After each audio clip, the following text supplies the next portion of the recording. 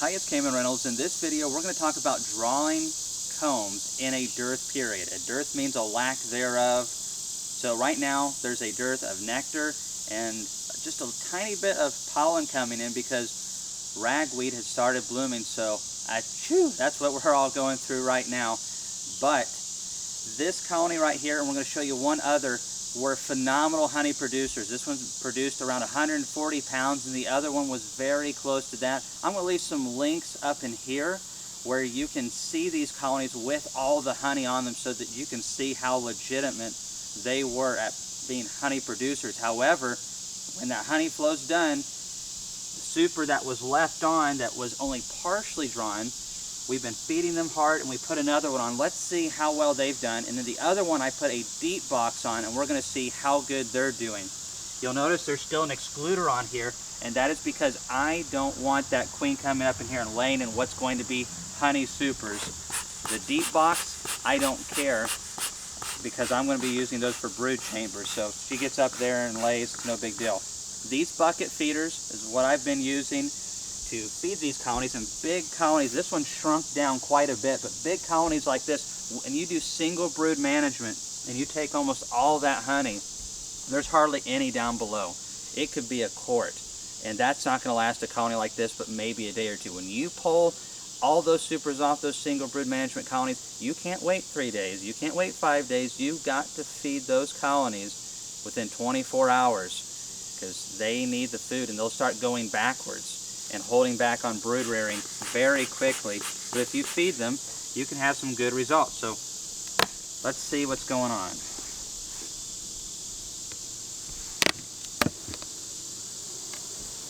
Still a pretty good bit of bees up in here. Now each one of these colonies has been fed almost 5 gallons of about 1-to-1 sugar syrup. And wow, I can look down in here and see that they've been busy. They need some more feed though. Get out of the way, bee. There's 10 frames in each one of these brand new foundations. Yeah, look at all that white wax right there. And that comb is just so valuable for next year during swarm season. And yeah, they have drawn this out a good bit of the ways. They still need to draw some more over in here. You can see they're getting a little creative over here and putting some drone cells in there, but that's okay. Drone cells hold honey just fine. And you're like, well, what are you going to do when you get all of this filled with sugar syrup, Kamon? Are you just going to leave it on for winter? You can't leave that excluder on. The queen won't be able to move up. Well, what I will do is I will extract it, and then I can use it to have a bee going around Laurel. I'll extract it and then I can use it to mix up pollen supplement or just feed back to the bees and have those supers dried out. So they have got comb all the way out to the edge frames, and what I've done is I've come back and they drew the ones in the middle really good. I took the foundations from the edge and I brought them towards the center. So this top box just needs a little bit more feed. I'd say this colony needs about 2 more gallons of 1-to-1 to get this drawn out all the way that I want it. But once they get it to this point, they're going to finish it out. I'm going to talk about some tricks here in a second that will affect you being able to draw those summer combs out. Let's go down to the next box and see what they've done real quick, and then we'll check out and see if that other colony's doing a great job or not. It's just, I'm wearing my bee suit today. Been working bees and they're just really ill. It's been raining off and on. My bee suit's half wet and it has just not been one of those type of days. You can see look how little foraging activity is going on. It's a dearth and there's just not a whole lot to do, and the pressure from the storm is high and the bees are just not in the mood to play at all. All right. Spring beekeeping is definitely a whole lot easier on the Beekeeper. Let's see if they have drawn any of these out. It's got some weight in that box. That's good. Very, very good. Yeah. Excellent. Excellent. Excellent. All right. So we have this frame right here that's more of an edge frame. They always draw from the center first, almost always. And they've done a really good job drawing that out as well. And that is excellent. So what we would do is take these two frames, they've started on this one, bring those two to the center, take the fattest ones that are the most full here in the center, take those to the edge, and then do the same thing to this side, and keep feeding. This colony needs about 2 more gallons of 1-to-1 to finish drawing out these combs, but I'm looking down right here as well, and they are just doing an excellent job of drawing this out. And at the end of the video, I'll tell you some of the rules for this. And there's variables. Some locations draw combs better, some are worse than our location, but we're not great this time of the year. So you can see where they're just doing that job. But we need them to fill it out all the way around. And you can see them starting over here. That's great.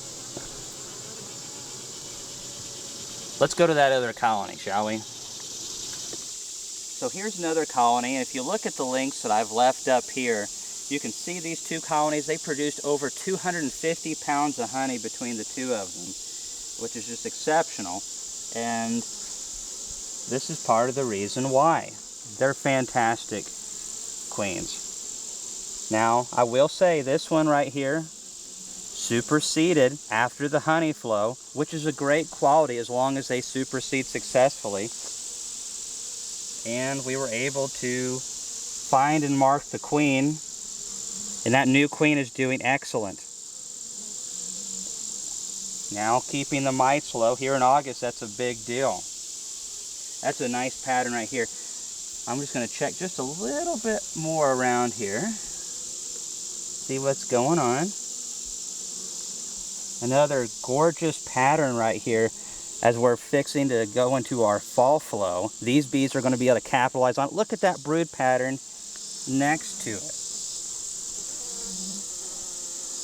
Wow, and look at this one right here on the opposite side of this frame. This is what it takes. A lot of people don't have patterns like this time of the year in this area because they don't have one of the 3 keys, the great queens, dead mites, and good nutrition. We've got a new queen in here. We've got plenty of nutrition. They have bee bread from spring, and they have dead mites because we've been hammering them. And look at that gorgeous, gorgeous pattern right there. And this is a new comb from this year, as you can see.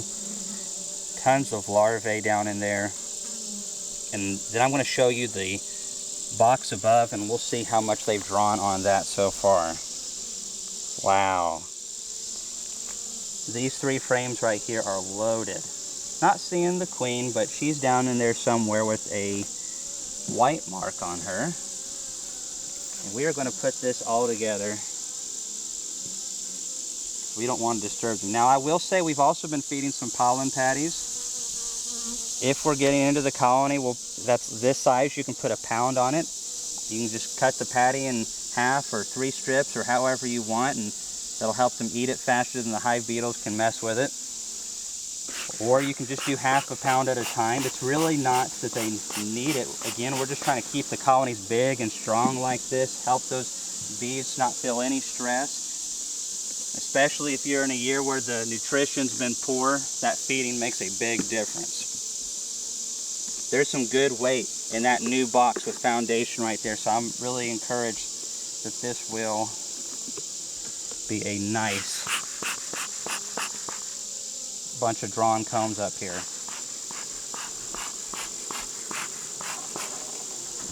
We are going to set that down right there.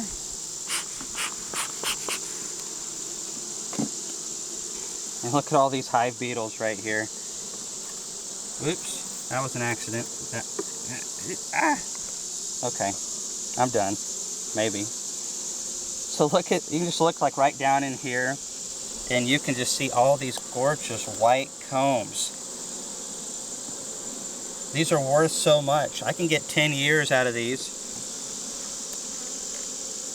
And I've never had issues running my combs to 10 years. A lot of times they don't last that long because of nuke cells, and so we sell them, you know, probably when they're in their 4th year or 5th year.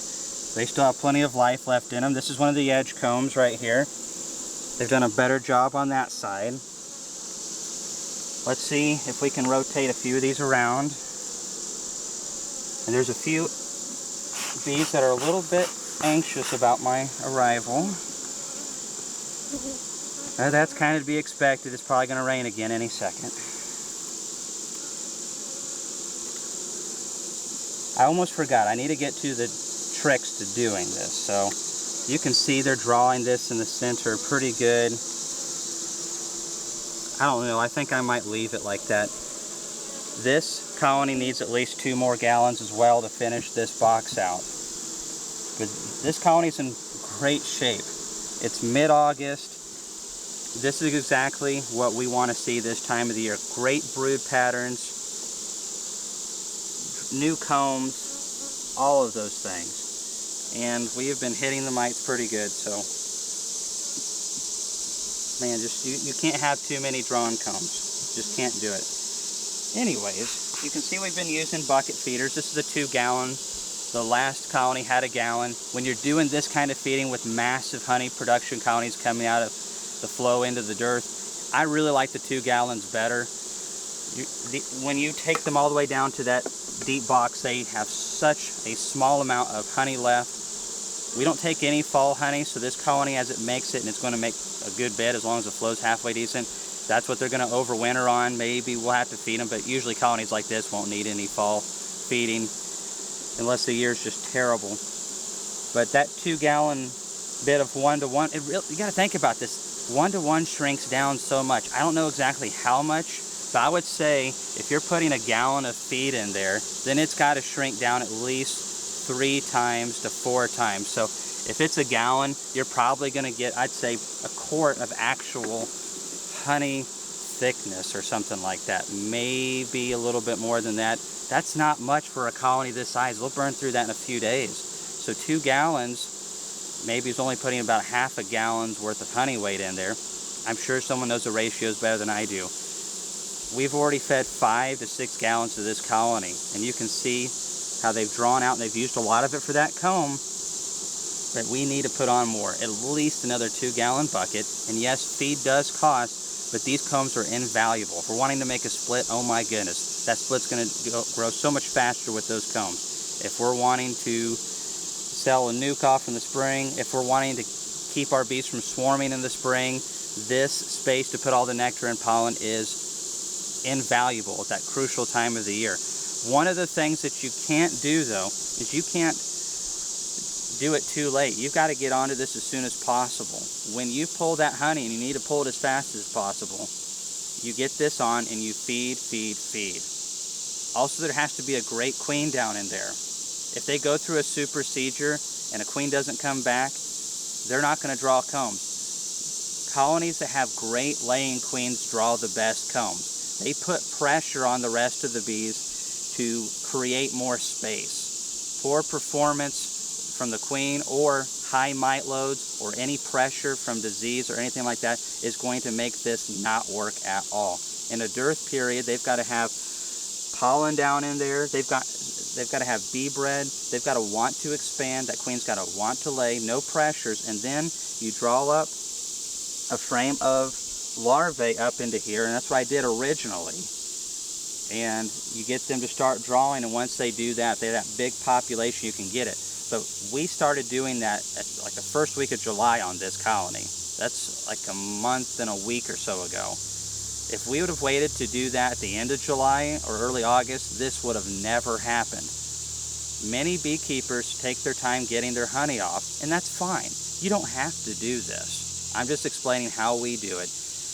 But when your colonies, you leave the honey on them, if they're not making anymore, just get it off. It's holding your colony hostage. You can't treat mites very good unless you're using formic acid, which you can't in Tennessee this time of the year. So it's hard to treat. It's hard to inspect your bees. It's rough on your back to pull it off. It's also keeping you from maybe being able to feed your bees and helping stimulate them or keeping them growing to that big fall population that I like to see. So these are just things that I look at. But if there's any queen issues or any other issues, this does not work. But that happens in the spring too. The best comb drawing colonies are the ones that have a great queen heading them up, that have plenty of pollen and bee bread, so they want to raise brood, and all of those bees are going to want to make these new combs with all this flowing nectar, or in this case sugar syrup. So keep on the feed. There's just a couple tips there to maybe help you out, but these are some wonderful colonies. Don't forget to check those links if you want to see how much honey supers these two gals had on them. Great colonies. Thanks for watching this video, and we'll see you in the next one.